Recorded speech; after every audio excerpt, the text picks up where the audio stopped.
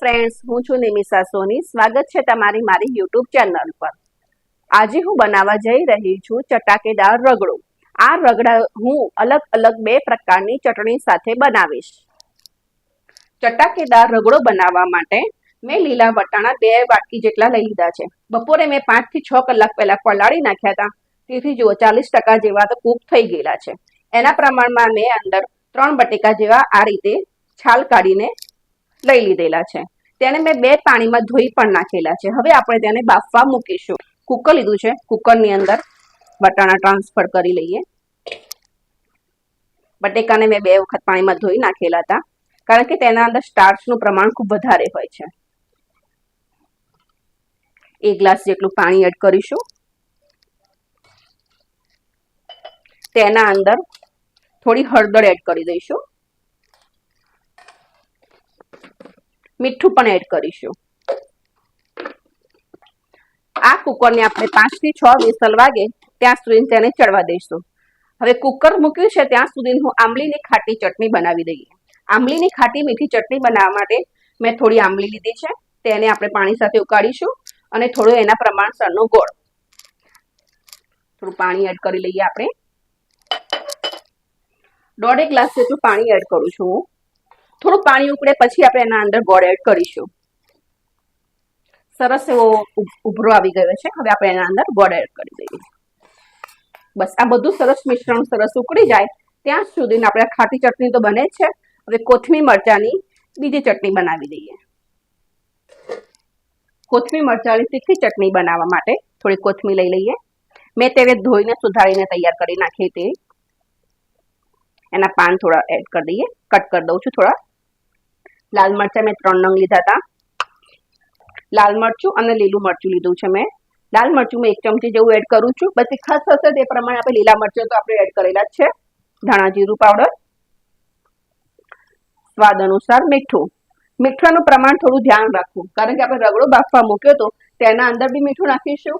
ખાટી મીઠી ચટણી ખજૂરની આંબલી છે તેમાં પણ મીઠું નાખીશું અને આમાં પણ મીઠું આવશે। મીઠાનું પ્રમાણ ફ્રેન્ડ્સ જોઈને સાચવીને જાળવવું।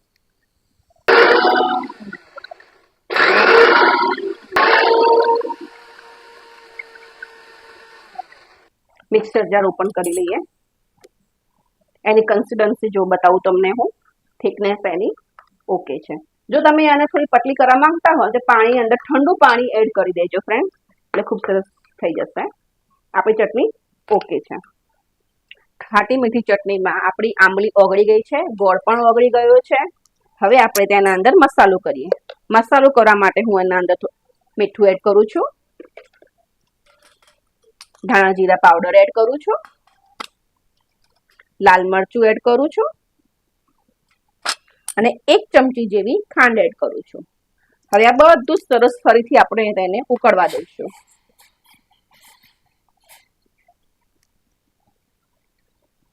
આપણી ચટણી થઈ ગઈ છે ખાટી મીઠી। હવે આપણે તેને સર્વિંગ પ્લેટમાં આપણે તેને નીકાળી દઈશું। મેં તાંસળામાં તેલ મૂકી દીધું છે અને કુકરનો ગેસ બંધ કરી નાખ્યો છે। હવે આપણે તેને જોઈ લઈએ।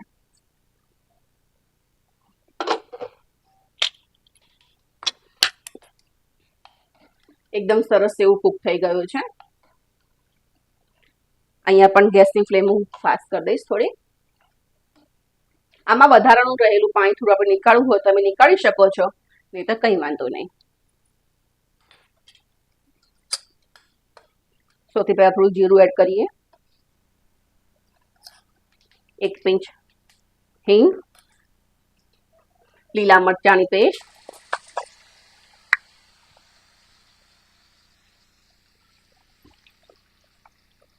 લીલા મરચાં જેવા સંભળાવા આવે તરત આપણે 1 વાટકી જેવી મેં ચોપ કરેલી ડુંગળી મૂકી, કટ કરીને મૂકી હતી તે એડ કરું છું। તેને પણ ગોલ્ડન ફ્રાય થાય ત્યાં સુધી આપણે તેને સાંતળીશું।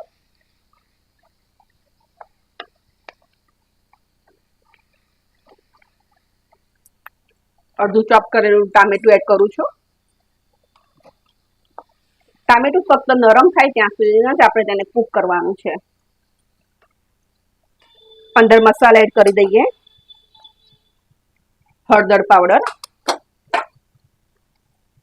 લાલ મરચું પાવડર 1 ચમચી, થોડી એડ કરું છું, તમે તમારા પ્રમાણસર તીખું એડ કરી શકો છો. ધાણા જીરું પાવડર, ફરીથી સ્વાદ અનુસાર મીઠું. સરસ એવું બધું કૂક થવા દઈશું આપણે.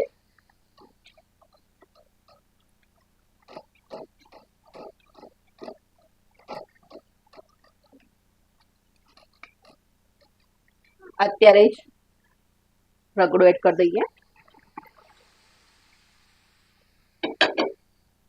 સરસ બધું જ મિક્સ કરી દઈશું. ગેસની ફ્લેમ હાઈ કરું છું.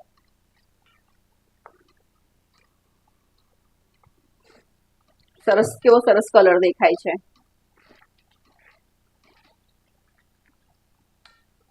થોડું ચોપ કરી લઈશું.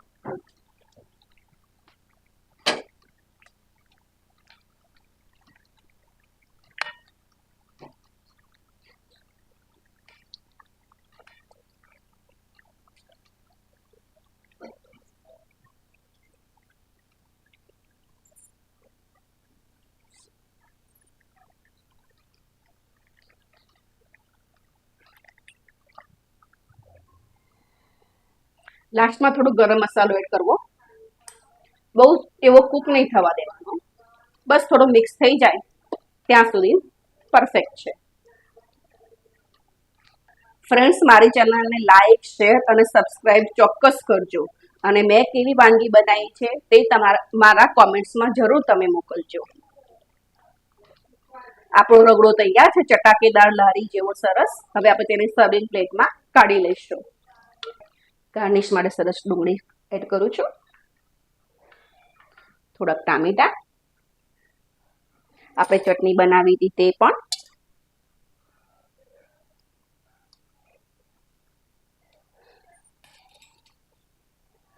કોથમીરની ચટણી પણ, સેવો ઝીણી. રેડી છે આપણો ચટાકેદાર લારી જેવો રગડો.